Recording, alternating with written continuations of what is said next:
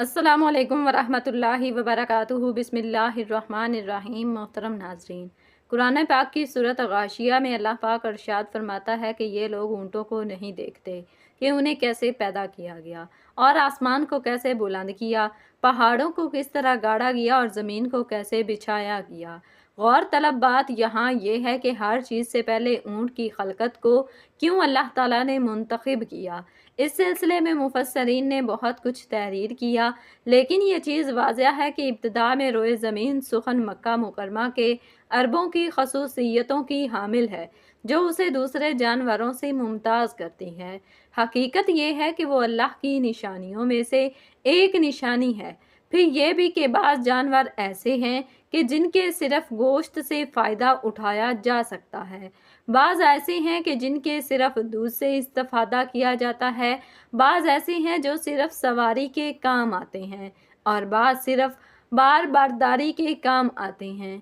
लेकिन ऊँट ऐसा जानवर है जिसमें ये तमाम खसूसियतें पाई जाती हैं। नाज़रीन, आज की वीडियो बनाने का जो मकसद है वो यही है कि आखिर अल्लाह रब्बुल इज़्ज़त ने ऊँट का ज़िक्र ज़रूरी क्यों समझा, ऊँट सांप क्यों खाता है, ऊँट का गोश्त खाने के बाद वज़ू करना क्यों ज़रूरी है, ऊँट जिनसी मिलाप के बाद रोता क्यों है, ऊँट के अरबी मैने खूबसूरत के होते हैं। ऊँट दो किस्म के होते हैं, एक कोहान वाले और दो कोहान वाले। ऊँट की सबसे बड़ी खसूसियत ये है कि वो अपनी कोहान में चिकनाई जमा कर लेता है और ज़रूरत के वक्त इस चिकनाई को ग़ज़ा के तौर पर इस्तेमाल करता है। ऊँट तवील अरसे तक पानी पिए बगैर ज़िंदा इसलिए रह लेता है कि इसमें अव्वल रेड ब्लड सेल्स पाए जाते हैं, जिससे वो पानी को जमा करता है। ऊँट एक ऐसा जानवर है जो भारी वज़न उठाकर भी रोज़ाना 40 किलोमीटर सफ़र तय कर सकता है।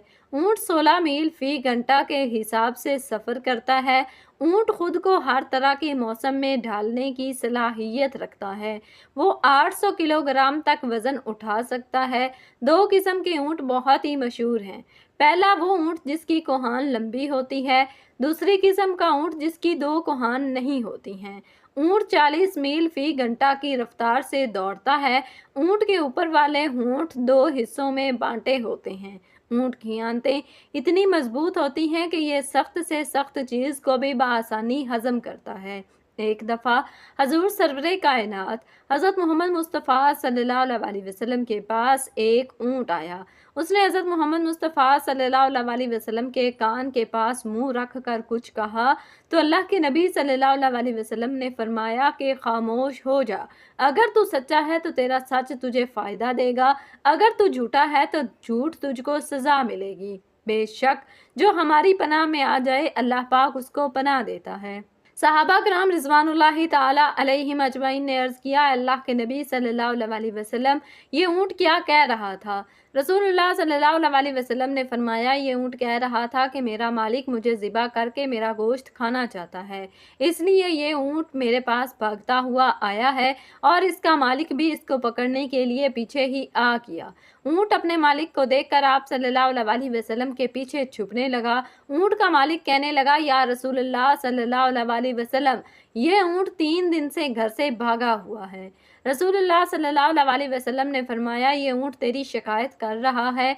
इस बंदे ने अर्ज़ किया, या रसूलुल्लाह सल्लल्लाहु अलैहि वसल्लम, ये ऊँट मेरी क्या शिकायत कर रहा है? हज़ूर नबी करीम सल्लल्लाहु अलैहि वसल्लम ने फरमाया, ये कह रहा है कि मैंने हर आसान और मुश्किल वक्त में अपने मालिक का साथ दिया। मैं गर्मियों सर्दियों में अपने मालिक की खिदमत करता रहा। अब जब मैं बूढ़ा हो चुका हूँ तो ये मुझे अब ज़िबा करना चाहता है। इस बंदे ने अर्ज़ किया, अल्लाह के रसूल सल्लल्लाहु अलैहि वसल्लम, हम इस ऊँट को या तो ज़िबा करेंगे या बेच देंगे। हजूर सरवरे कायनात हज़रत मोहम्मद मुस्तफ़ा सल्लल्लाहु अलैहि वसल्लम ने इस ऊँट को 100 दिरहम में उस बंदे से ख़रीद कर आज़ाद कर दिया। इसके बाद ऊँट ने नबी करीम सल्लल्लाहु अलैहि वसल्लम के पास जाकर आवाज़ निकाली। आप सल्लल्लाहु अलैहि वसल्लम ने फरमाया, आमीन। اس طرح سے اونٹ نے 4 بار آوازیں نکالی تو 3 بار رسول اللہ صلی اللہ علیہ وسلم نے فرمایا آمین، اور چوتھی بار آپ صلی اللہ علیہ وسلم غمگین ہو گئے۔ صحابہ کرام رضوان اللہ تعالی علیہم اجمعین نے عرض کیا، اے اللہ کے نبی، یہ اونٹ آپ کو کیا کہہ رہا تھا؟ آپ صلی اللہ علیہ وسلم نے فرمایا، اس اونٹ نے پہلی بار یہ کہا تھا کہ اللہ رب العزت آپ کو بہترین اجر عطا فرمائے۔ میں نے کہا آمین۔ پھر اونٹ نے کہا، اللہ تعالیٰ آپ کی امت کو ہر خوف سے دور فرما دے، جس طرح آپ نے مجھ سے خوف کو دور فرمایا ہے۔ تو میں نے فرمایا آمین۔ پھر اونٹ نے کہا کہ اللہ پاک آپ کو دشمنوں سے اس طرح محفوظ رکھے جس طرح آپ نے مجھے میرے خوف سے محفوظ رکھا۔ آقا کریم صلی اللہ علیہ وسلم نے فرمایا آمین۔ پھر اونٹ نے کہا کہ اللہ پاک آپ کی امت کے درمیان جنگ و جدل پیدا نہ فرمائے۔ یہ سن کر میرے آنسو نکل آئے۔ یہی دعا میں نے اپنے رب سے بھی مانگی تھی۔ اللہ نے تینوں دعائیں قبول فرمائی، لیکن آخری دعا کو قبول کرنے سے منع فرمایا۔ حضرت جبرائیل امین علیہ السلام نے مجھے آ کر بتایا ہے کہ میری امت آپس میں ہی تلواریں نکالے جی، جو کچھ ہونے والا ہے قلم لکھ چکا ہے۔ ایک بار ایک صحابی نے رسول اللہ صلی اللہ علیہ وسلم سے عرض کیا، یا رسول اللہ صلی اللہ علیہ وسلم، میں بکری کا گوشت کھانے کے بعد وضو کروں؟ آپ صلی اللہ علیہ وسلم نے فرمایا، اگر تمہارا دل چاہے تو کر لو، ورنہ نہ کرو۔ پھر صحابہ کرام رضوان اللہ تعالیٰ علیہم اجمعین نے عرض کیا، اے اللہ کے نبی، میں اونٹ کا گوشت کھانے کے بعد وضو کر لوں؟ ہاں، اونٹ کے کھانے کے بعد وضو کرنا ہوگا۔ پھر اس صحابی نے عرض کیا، میں بکری اور اونٹ کے بارے میں نماز ادا کر سکتا ہوں؟ حضور نبی کریم صلی اللہ علیہ وسلم نے فرمایا، بکریوں کے بارے میں نماز ادا کی جا سکتی ہے، لیکن اونٹ جہاں پر رکھا ہو وہاں پر نماز ادا نہیں کر سکتے۔ اونٹ کا گوشت کھانے کے بعد وضو کرنا لازم ہے۔ یہاں یہ بات قابل ذکر ہے کہ اونٹ کو ایک انوکھی بیماری لگتی ہے، جس کے علاج کے لیے اس کو سانپ کھانا پڑتا ہے۔ اس بیماری کا نام حیام ہے۔ یہ بیماری لگتے ہی اونٹ کھانا پینا چھوڑ دیتا ہے اور مرنے تک مشرق سے مغرب تک سورج کو ہی دیکھتا رہتا ہے۔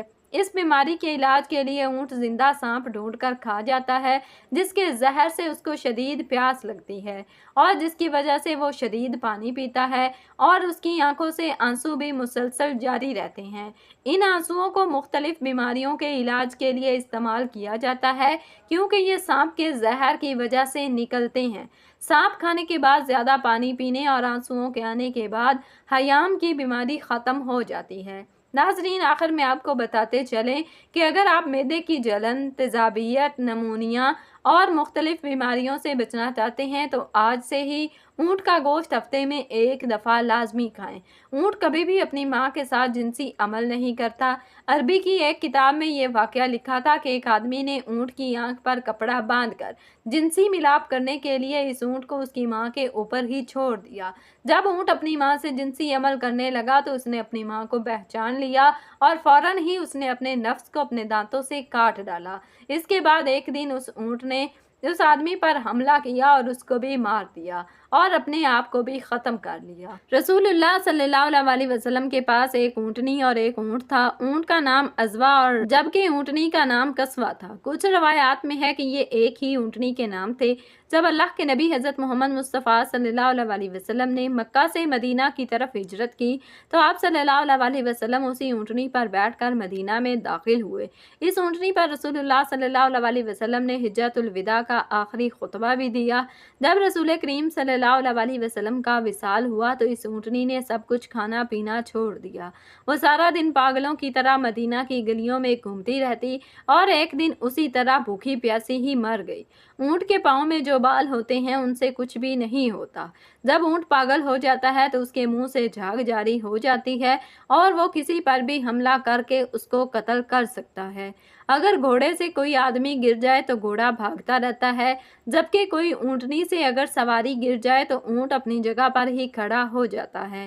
قبیلہ عقل کے 8 افراد حضور نبی کریم صلی اللہ علیہ وسلم کی خدمت اقدس میں حاضر ہوئے، جبکہ سنن نسائی ہی کی دوسری روایت میں کسی میں تو حاضر ہونے والے لوگوں کو قبیلہ ارینا کے لوگ کہا گیا ہے اور کسی روایت میں انہیں عقل اور ارینا دونوں قبیلوں کے لوگ بیان کیا گیا ہے۔ اصل حقیقت یہ ہے کہ آنے والے عقل اور ارینا دونوں قبیلوں کے لوگ تھے۔ ان کی کل تعداد 8 تھی۔ 4 افراد قبیلہ ارینا میں سے تھے اور 3 عقل میں سے، اور ایک شخص ان دونوں قبیلوں کے علاوہ کسی اور قبیلے میں سے تھا۔ چونکہ یہ سارے کے سارے 8 افراد اکٹھے ہی رسول اللہ صلی اللہ علیہ وسلم کی خدمت اقدس میں حاضر ہو کر مسلمان ہوئے تھے، اس لیے کسی حدیث میں انہیں عقل قبیلے کے افراد کہا گیا، کسی میں ارینا کے اور کسی میں عقل اور ارینا دونوں کے۔ چونکہ وہ لوگ دوسرے علاقے سے آئے تھے، آب و ہوا کے موافق نہ ہونے کی وجہ سے وہ بیمار ہو گئے۔ جیسا کہ عموماً مسافروں کو کسی دوسرے ملک میں جانے سے صحت کی خرابی کا سامنا کرنا پڑتا ہے، بعض کچھ مدت بعد ٹھیک ہو جاتے ہیں اور بعض کو طویل مدت تک بھی ادھر کی آب و ہوا موافق نہیں آتی۔ دودھ تو ان کی مرغوب غذا تھی۔ پیشاب پیٹ کے علاج کے لیے تجویز فرمایا۔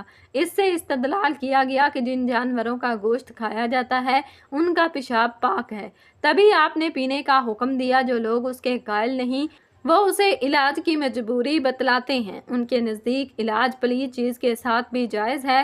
امام ابو حنیفہ رحمۃ اللہ علیہ بھی اس کے قائل نہیں، وہ اس کو صرف انہی لوگوں کے ساتھ خاص قرار دیتے ہیں۔ دراصل یہ لوگ ڈاکو تھے، ممکن ہے آئے ہی بری نیت سے ہوں یا اظہار اسلام دھوکہ دہی کے لیے ہو سکتا ہے۔ اسلام لاتے وقت نیت صحیح ہو، مگر چونکہ وہ اصلاً ڈاکو تھے اس لیے جب انہوں نے اتنے اونٹوں میں صرف 2 چرواہے دیکھے تو ان کی نیت میں فتور آ گیا، چنانچہ انہوں نے رسول اللہ صلی اللہ علیہ وسلم کے چرواہے کو قتل کیا اور اونٹوں کو ہانکتے ہوئے چلتے بنے۔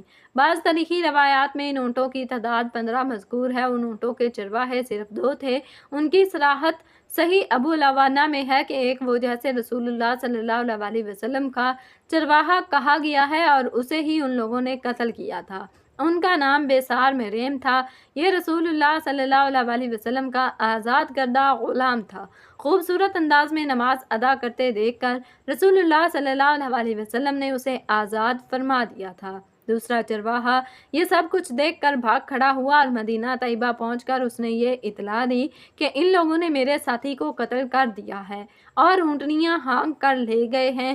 چنانچہ رسول اللہ صلی اللہ علیہ وسلم نے ان کے پیچھے ان کی تلاش میں صحابہ کرام رضی اللہ تعالیٰ عنہم کی ایک جماعت روانہ فرمائی۔ انہوں نے ان بدماش لوگوں کو راستے میں ہی جا لیا اور انہیں پکڑ کر رسول اللہ صلی اللہ علیہ وسلم کی خدمت اقدس میں پیش کر دیا۔ چنانچہ آپ نے چرواہے کے قصاص میں اس کے سب قاتلوں کے ساتھ جو کہ ڈاکو اور لٹیرے بھی تھے وہی سلوک کیا جو انہوں نے رسول اللہ صلی اللہ علیہ وسلم کے چرواہے کے ساتھ کیا تھا، یعنی آپ نے ان کے ہاتھ سختی کے ساتھ کٹوا دیے اور ان کی آنکھوں میں گرم سلائیاں پھروا کر انہیں دھوپ میں پھینک دیا۔ اس طرح وہ تڑپ تڑپ کر پیاسے مر گئے۔ مقتول چرواہے کا نام بیسار بن زید ابو بلال تھا۔ دوسرے اطلاع دینے والے کا نام معلوم نہیں ہو سکا۔ اس حدیث کے بیان کرنے والے اکثر راویوں کا اتفاق ہے کہ مقتول صرف نبی کریم صلی اللہ علیہ وسلم ہی کا چرواہا تھا، اس کے ساتھ دوسرا کوئی چرواہا قتل نہیں ہوا۔ آپ نے ان کو یہ سخت سزا بلا وجہ نہیں دی بلکہ ان کے جرائم ایک سے زیادہ تھے۔ اسلام سے مرتد ہو گئے، چرواہے کو قتل کیا، صرف قتل ہی پر اکتفا نہیں کیا بلکہ اس کے ہاتھوں پاؤں کاٹے، آنکھوں میں سلائیاں پھیری، پھر اس بے گناہ کو بھوکا پیاسا دھوپ میں گرم پتھروں پر پھینک دیا اور خون نچڑ نچڑ کر وہ اللہ کو پیارا ہو گیا۔ اونٹ اور دیگر سامان لوٹ کر لے گئے۔ اللہ کے رسول صلی اللہ علیہ وسلم نے جو ان کو سزا دی وہ تو صرف چرواہے کے ساتھ سلوک کا بدلہ تھا، باقی جرائم کی سزائیں اس کے تحت ہی آ گئیں۔ جب مجرم جرم کرتے وقت ترس نہ کھائے تو قصاص لیتے وقت اس پر بھی ترس نہیں کھانا چاہیے، ورنہ جرائم رک سکیں گے۔ مجرم کو اس کے جرم کے مماثل سزا دی جانی چاہیے۔ قتادہ نے بیان کیا ہے کہ ہمیں یہ روایت پہنچی ہے کہ رسول اکرم صلی اللہ علیہ وسلم نے اس کے بعد صحابہ کو صدقہ کا حکم دیا اور مقتول کی لاش بگاڑنا یا ایذا دے کر اسے قتل کرنے سے منع فرمایا۔ حافظ ابن قیم نے بھی اسی حدیث کے حوالے سے اپنی کتاب زاد المیعاد میں لکھا ہے کہ اونٹنی کے تازہ دودھ اور پیشاب کو ملا کر پینا بہت سے امراض کے لیے شافی دوا ہے۔ عقل اور ارینا کے لوگوں میں جو بیماری تھی اسے موجودہ طبی سائنس میں پیلور ایفیزون کہا جاتا ہے۔ یہ انتہائی موذی مرض ہے۔ پیلورل ایفیزون ایسائٹس کے مریض کو بے حس کر کے پسلیوں کے درمیان آپریشن کے سوراخ کیا جاتا ہے۔ اس سوراخ سے پھیپھڑوں میں چیسٹ ٹیوب جاتا ہے اور اس ٹیوب کے ذریعے سے مریض کے پھیپھڑوں کا پانی آہستہ آہستہ خارج ہوتا ہے۔ اس عمل کا دورانیہ 6 سے 8 ہفتہ ہے۔ اس مکمل عرصے میں مریض ناقابل برداشت درد کی تکلیف میں مبتلا رہتا ہے اور بعض اوقات تو وہ موت کی دعائیں مانگ رہا ہوتا ہے۔ یہ حالت ہم نے خود کراچی کے ہسپتالوں میں ان وارڈز کے ذریعے دورے کے دوران دیکھی۔ ایسائٹس کے مریض کے پیٹ میں موٹی سرنج داخل کر کے پیٹ کا پانی نکالا جاتا ہے۔ یہ عمل بار بار دہرایا جاتا ہے۔ ان دونوں طریقوں میں مریض کو مکمل یا جزوی طور پر بے حس کیا جاتا ہے۔ اللہ کے نبی صلی اللہ علیہ وسلم نے خیر القرون میں اس بیماری کا علاج اونٹنی کا دودھ اور پیشاب تجویز فرمایا تھا، جو کہ آج بھی کارآمد ہے۔ ڈاکٹر خالد غزنوی اپنی کتاب علاج نبوی اور جدید سائنس میں تحریر فرماتے ہیں، ہمارے پاس اسی طرح کے مریض لائے گئے، عموماً 4 سال سے کم عمر کے بچے اس کا شکار تھے۔ ہم نے محمد صلی اللہ علیہ وسلم کی اس حدیث پر عمل کیا کہ اونٹنی کا دودھ اور پیشاب منگوایا اور دونوں کو ملا کر ان بچوں کو پلا دیا۔ کچھ ہی عرصے بعد ان کے پھیپھڑوں اور پیٹ کا سارا پانی پیشاب کے ذریعے باہر آ گیا اور بچے صحت یاب ہو گئے، واللہ الحمد، اور آج وہ جوان ہیں۔ علاج نبوی اور جدید سائنس جلد مفسرین اس حدیث کی تفسیر یوں لکھتے ہیں کہ نبی کریم صلی اللہ علیہ وسلم کو پتہ چل گیا تھا کہ ان کی شفا اس کے علاوہ اور کسی میں نہیں ہے۔ اگر کوئی ایسی صورتحال پیش آ جائے کہ اس کا علاج حلال چیز سے نہ ہو سکے تو وہاں حرام چیز کو دوائی کے طور پر استعمال کر لینا گناہ نہیں ہے۔ اس لیے شریعت نے کہا ہے کہ اگر کسی انسان کی بیماری بہت ہی بڑھ گئی ہو تو اس کا علاج بطور دوائی شراب پینے سے ہی ہوتا ہے، تو وہاں شراب پینا گناہ نہیں ہے۔ بعض لوگ اس حدیث پر اعتراض کرتے ہیں کہ آپ صلی اللہ علیہ وسلم نے ان لوگوں کو اونٹنی کا پیشاب پلایا جو کہ حرام ہے۔ نبی اکرم صلی اللہ علیہ وسلم کا ایسا حکم دینا بعید العقل ہے۔ اس اعتراض کے 2 جوابات ہیں۔ قرآن پاک میں حرام اور حلال کے متعلق اللہ تعالیٰ فرماتا ہے کہ تم پر مردار خون، سور کا گوشت اور ہر وہ چیز جس پر اللہ تعالیٰ کے نام کے سوا کسی دوسرے کا نام پکارا گیا ہو حرام ہے۔ ایک اور جگہ اللہ تعالیٰ فرماتا ہے کہ جو شخص بھوک سے مجبور ہو، اس کو موت کی شدت کا خوف ہو جائے، اس کے کھانے میں کوئی گناہ نہیں، بس وہ حد سے بڑھنے والا اور زیادتی کرنے والا نہ ہو۔ اسی حکم کو مد نظر رکھتے ہوئے نبی اکرم صلی اللہ علیہ وسلم نے ان لوگوں کو اونٹوں کا پیشاب پینے کا حکم جاری کیا تھا۔ اس حوالے امام ابو حنیفہ رحمۃ اللہ علیہ فرماتے ہیں کہ نبی اکرم صلی اللہ علیہ وسلم نے اللہ تعالیٰ کے دیے علم سے یہ جان لیا تھا کہ ان لوگوں کو شفا اونٹ کا پیشاب پینے سے ہی مل سکتی ہے۔ اس طرح ان لوگوں کو پیشاب پیا اور ان کو صحت مل گئی۔ اللہ تعالیٰ سے دعا ہے کہ اللہ تعالیٰ ہمیں نیکوکاروں میں شامل فرمائے اور ہمارا خاتمہ بالخیر فرمائے، آمین ثم آمین۔ ناظرین، کمنٹ باکس میں اللہ تعالیٰ کے 99 ناموں میں سے ایک نام ضرور ٹائپ کیجیے گا۔ شکریہ، اللہ حافظ۔